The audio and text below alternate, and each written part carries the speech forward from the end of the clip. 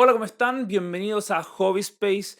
Yo soy Agustín y les traigo la reseña de la película mexicana Mal de Ojo. Esta es una película que se trata de cómo una maldición persigue a dos hermanas, tanto en el pasado como en el presente. Esta es una película que se basa en el concepto del mal del ojo, esta idea que es parte del folclore latinoamericano, esta idea de la transmisión de un mal augurio o de una maldición hacia otra persona por el mal del ojo, que toma este concepto, bueno, la película toma este concepto básicamente, no necesariamente es así, lo toma de forma un poquito más vaga, pero que a partir de esto ya comienza con su trama que ve a dos hermanas que tras la enfermedad de una de estas hermanas tienen que ir a la casa de su abuela, la casa en el campo de su abuela, esta misteriosa abuela que nadie conocía. Sus padres las dejan para ir a buscar una cura contra la enfermedad de la hermana menor y ahí es cuando comienza un poco la historia a rodar, especialmente porque en el campo descubren que se traspasan muchos mitos e historias sobre maldiciones, obviamente la maldición central de la película, y donde ahí comienza un poco la explicación de las personas que viven ahí de lo que es el mal del ojo o esta maldición entre hermanas. La película se toma su tiempo para contar esta historia. A mí se me hicieron como 15 minutos, probablemente fueron 5. ¿Por qué? Porque ahí es cuando también la película se pierde un poco. La película se enreda mucho contando esta historia, a pesar de que sea muy fiel al folclore. Una cosa es ser fiel, la otra cosa es adaptar bien. Pero ahí la película se vuelve un poquito más lenta, un poquito más enredada por esta historia.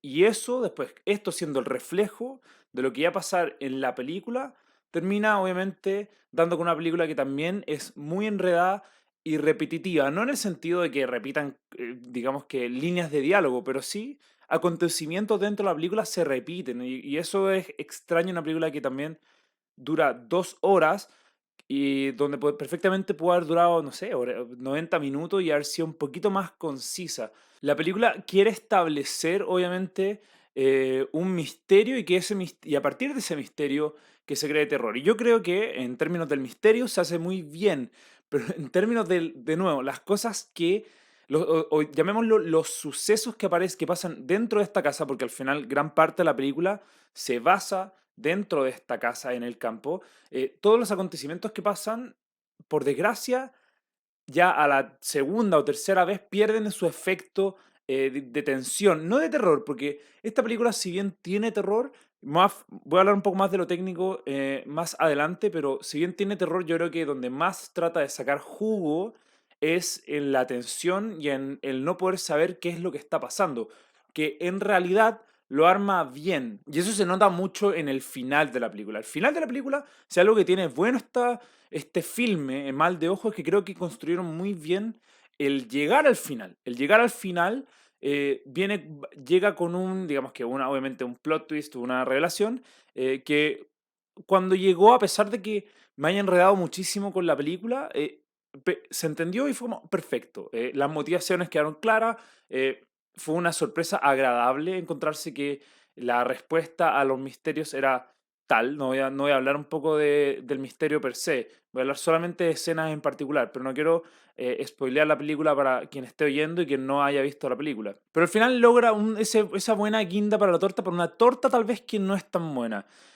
Mal de Ojo en general pierde mucho en su estructura, pero también en lo técnico, ojo, en lo técnico también había unas cosas que me llamaron la atención y que dije, qué extraña la forma de ocupar esto, y lo voy a centrar en solamente un elemento, que es el sonido, porque el sonido, la forma en que utilizan la música y el sonido en esta película es un poco, no quiero llamarlo exagerado, pero tal vez estaba mal puesto dentro de la película. En mi opinión, puede ser que es a propósito, tal vez fue a propósito y no tuvo efecto en mí, pero por lo menos desde mi punto de vista, el sonido al final termina siendo, tratando de imitar otras películas, pero no necesariamente entendiendo por qué el efecto es tal. Había música de tensión en escenas que no tenían tensión per se, porque no estaba pasando nada.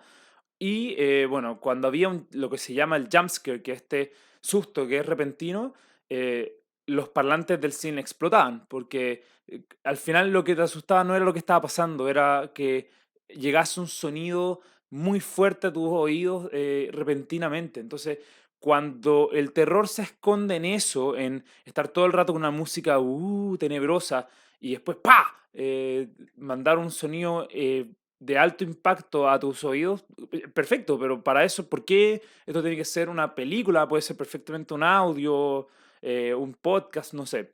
Pero al final la película termina recayendo en eso más que en lo que pueden crear los personajes, más en lo que se puede dar en la película. ¿Por qué? Porque como dije, el final es bueno y en el final también hay una escena donde el antagonista de la película ya logra tener esta, digamos que esta esencia de una amenaza. Y ahí es cuando dije, esa imagen o eso me gusta mucho, eso, esa idea de tener un antagonista que de verdad devuelve la atención a la película, no a los elementos, a la película en sí, creo que se hace muy bien. Y si voy a destacar algo más técnico, también tengo que decir que la producción tiene un buen trabajo. O sea, todo lo que es la escenografía de la película es buena. O sea, no voy a decir. Ahí hay un buen trabajo, hay que destacarlo, merecidamente. La casa, este lugar del campo, las vestimentas, ciertas cosas que pasan, los rituales, incluso aunque hayan ciertos efectos especiales que son un poquito arcaicos, creo que son buenos, son buenos. Y tal vez se agradece mucho más eso que tal vez una exageración con la digitalización. Ahí en todo lo que es la producción, creo que la película hace un súper buen trabajo y la gente que trabajó en esa parte también hace un buen trabajo. El problema yo creo que se centra en el guión y en la dirección también de la película, porque hay unas cosas que pasan que son tan extrañas y aquí voy a entrar un poco a spoiler, pero no de la trama, sino que cosas particulares. O sea, ¿por qué hay padres que se están besando, voy a decirle besando, apasionadamente en un auto con sus hijas atrás? O sea, no tiene sentido. O con sus hijas viendo lo que está pasando. Hay muy poca sutileza no necesariamente en la actuación, pero en la dirección en que se les da. O sea, probablemente a los actores se les dice, los actores no creo que hayan hecho un mal trabajo, de hecho, la protagonista, que no me acuerdo su nombre, pero la protagonista, que es una actriz joven, puede llevar una película. Yo creo que eso lo hace muy bien. El problema es que si la dirección le dice que tienes que ser berrinches cada 5 minutos, bueno, cómo vaya a conectar con eso, pero como en lo crudo de su actuación estuvo bien. De nuevo, el problema se centra acá en el guión y en la dirección de la película, que creo que trató de hacer algo y puede ser que haya gente que le guste, pero por lo menos a mí no me atrajo porque develaba muchas cosas que eran innecesarias dentro de la película. Y una película que después se empieza a alargar. O sea, a ver, hay dos secuencias de sueños, hay dos escapes, hay dos secuencias donde atrapan a la protagonista y la encierran en un lugar específico. ¿Cachai? Por qué es necesaria tanta repetición de beats o de pulsos de la película? Entonces, ahí se equivoca mucho, yo creo. Por lo menos de nuevo, todo esto lo digo desde mi punto de vista, es muy subjetivo y el terror puede conectar con la audiencia de diferente manera, pero es muy extraño la forma en que ocupan a ciertos recursos o la forma en que la historia dice, bueno, acontecimiento A, después a B, después volvemos a A y después nos vamos a Z, a C y es extraño, de nuevo. Creo que esta reseña más que nada quiere destacar eso, que hay un problema de estructura, tal vez, hay buenos trabajos dentro de esta película que obviamente son buenos destacarlos. O sea, no toda película es 100% mala, siempre hay cosas buenas, pero en cómo cae la experiencia completa con los problemas que destaco, tal vez a mí me afectan mucho más. Por eso la nota que le pongo a esta película y que donde pueden encontrar el resto de la reseña en @hobby.space en nuestro Instagram es de 2.1 estrella. Ese 2.1 va por el final. El final le dio ese como ya en realidad la película algo bueno tiene y ese 0.1 también es como un poquito más es como para darle un mérito al final. Última cosa que quiero mencionar es también el uso de ciertos personajes es muy extraño. O sea, hay personajes que sobran en la película. O que de repente desaparecen y nunca entendiste por qué estaban ahí.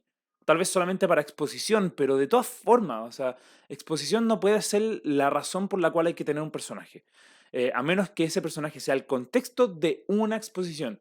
Pero bueno, de nuevo, el mal de ojo, 2.1 estrella, yo creo que puede ser o sea, hay gente que la va a disfrutar, obviamente yo creo que fanáticos de terror pueden sacarle un poco más de provecho a este tipo de películas, pero está hoy en día en los cines, por si alguien quiere tomar su propia opinión sobre esta película. Se estrenó ahora el 1 de diciembre, ya para cuando salga esta reseña ya estarán las carteleras de muchos cines a lo largo de Latinoamérica. Así que mucho ojo con mal de ojo, háganse obviamente su propia opinión de la película. Nuevamente yo creo que a mí me sacó un poco los problemas de estructura, pero cada uno podrá ver qué le parece. Y con esto me despido, mi nombre es Agustín, muchas gracias por acompañarnos.